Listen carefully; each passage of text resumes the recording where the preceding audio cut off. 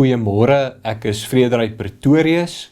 Ons lees vanoggend uit 2 Timoteus 1 vers 9, wat ons gered en geroep het met 'n heilige roeping, nie volgens ons werke nie, maar volgens sy eie voorneme en genade wat ons van ewigheid af in Christus Jesus geskenk is.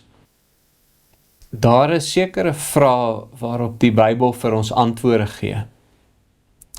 Maar daar is ook vrae waarop die Bybel ons net tot verwondering lei. Een van daardie vrae is, waarom het God my lief gekry? As ek eerlik na myself kyk, verstaan ek waarom God my sou oordeel.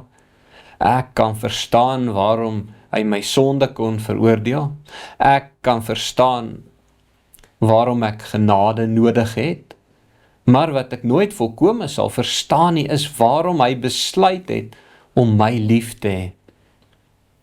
Paulus skryf dat God ons gered het, nie volgens ons werke nie, maar volgens sy eie voorneme en genade, wat reeds van ewigheid af aan ons gegee is in Christus Jesus.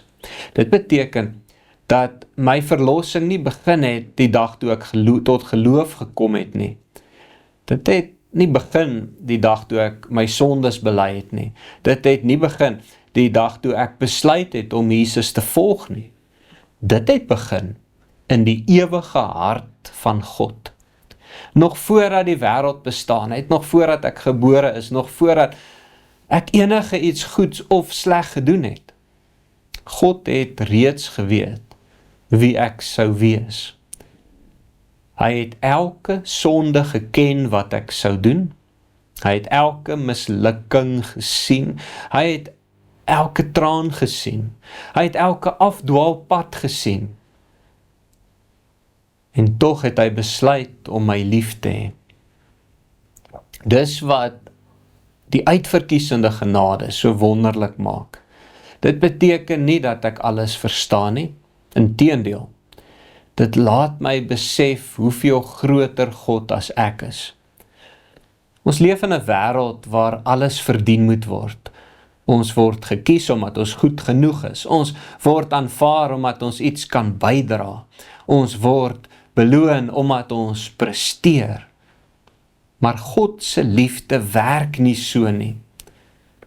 As God my lief gehad het omdat ek dit verdien het, sou ek voortdurend moes wonder of ek nog goed genoeg is.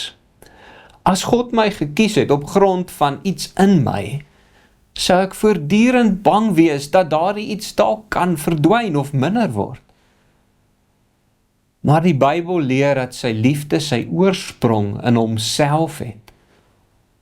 Dit rus nie op my nie, dit rus op hom. Daarom gee hierdie leer nie aanleiding tot trots nie, maar tot nederigheid. Ek kan nie sê, ek het God gevind nie.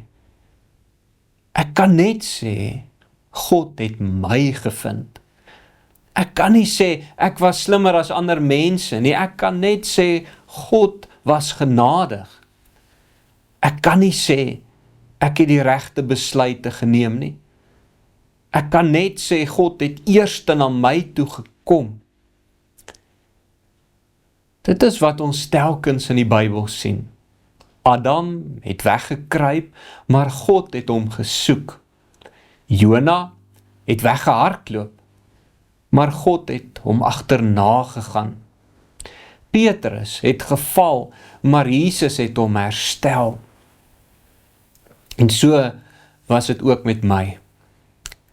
Toe ek nie na God gesoek het nie, het hy na my gesoek. Toe ek nie na hom geroep het nie, het hy na my geroep. Toe ek nog ver was, het hy my nader getrek. Dit gee ook troos vir die gelowige. Geweldige groot troos. Want as my verlossing by God begin het, dan sal dit ook deur God voltooi word. My hoop lê nie in die sterkte van my geloof nie. My hoop lê nie in die sterkte, dit lê in die sterkte van 'n God wat my vashou. Daarom hoef ek nie elke dag bang te wees dat God skielik van plan gaan verander nie. Die God wat my lief gehad, het nog voordat ek bestaan het, gaan nie ophou om my lief te hê, omdat ek swak is nie. Die God wat my geroep het, sal my dra.